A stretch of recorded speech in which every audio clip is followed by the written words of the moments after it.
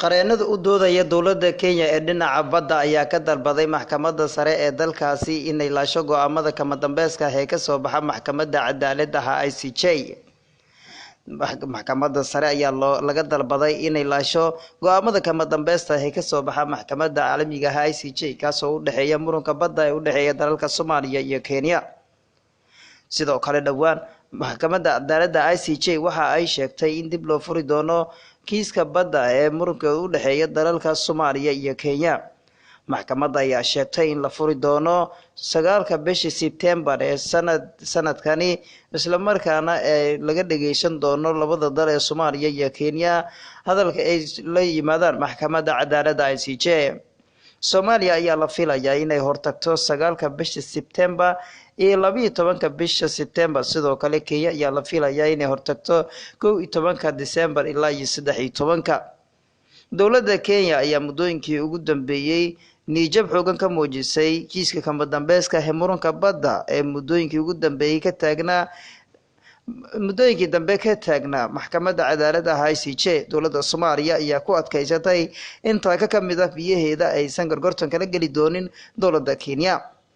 dhawaan dowladda Kenya ayaa warqad waxa ay qortay golaha ammaanka ee qaramada midoobay kaas ay kaga dalbanaysay in faragelin lagu sameeyo khilaafka u dhaxeeya dalalka Soomaaliya iyo Kenya kaas oo la xiriira muranka badda.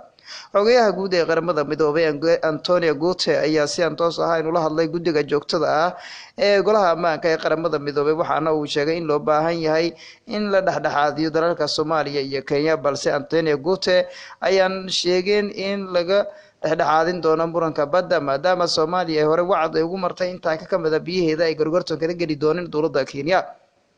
Wasiirada arrimaha dibadda ee dalka Kenya Munita Juma ayaa dhawaan tani booqasho ku tagtay qaybo ka mid ah gobolka gaar ahaan dalalka Ethiopia, Djibouti iyo deegaanada maamulka Somaliland halkaasi ay ku raadinaysay sidii xal loogu heli lahaa hadal la galo Soomaaliya iyo sidii loo baajin lahaa muranka badda ee la filayo dhawaan in lagu soo gabagabeeyo maxkamadda cadaaladda ICJ.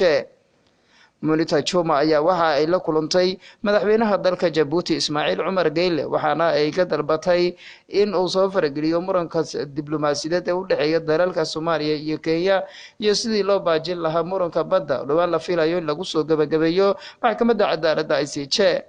Soomaaliya ayaa hore u qaadatay go'aanka madambeysa kaas oo ku aadan in gorgortan aysan la galinin dowladda Kenya kaas oo ku aadan biyaha Soomaaliya ayaa in ka badan 10 sano waxa ay ku doodaysaa siday ula soo wareegi lahayd biyaheeda oo ay sheegatay in Kenya ay leedahay. Hore ayaa dowladda Kenya waxa ay sheegtay in Soomaaliya ay iibgeysay shidaal ay leedahay Kenya kaas oo lagu soo bandhigay magaalada London ee caasimadda dalkaasi Ingiriiska.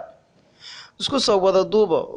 qareenada u doodaya dowladda Kenya ayaa waxa ay ka dalbadeen maxkamadda sare ee dalkaasi inay gabi ahaanba ay soo laasho go'aamada kama dambaysta ee la filayo dhawaan inay ku dhawaaqdo maxkamadda cadaaladda ICJ.